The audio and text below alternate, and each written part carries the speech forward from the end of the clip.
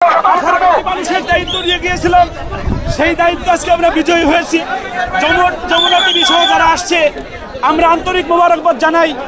আমাদের মাননীয় প্রধানমন্ত্রী পলাশ ভাইয়ের অপু ভাইয়ের মাধ্যমে খবর জানাইছেন উনি এই হাফেজদের সাথে বসবেন, দুপুরের খানা খাবেন একসাথে ইনশাল্লাহ। এত বড় একটি অর্জন কেমন মনে করছেন? শুধু কি বাংলাদেশের জন্য?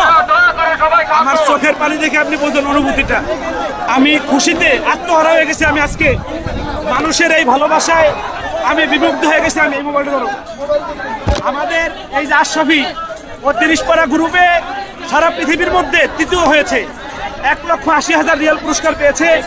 আর আমাদের নুরুদ্দিন জাকারিয়া সে 15 পারা গ্রুপে সারা পৃথিবীতে 1 নম্বর হয়েছে, বিজয় হয়েছে।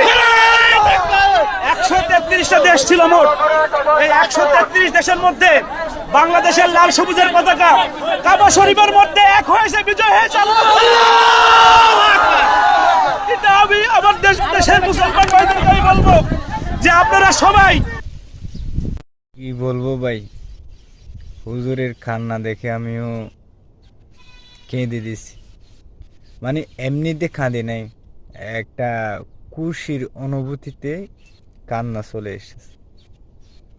আসলে অনেক ভালো লাগে আমাদের বাংলাদেশে যখন হাফেজেরা জয় করে।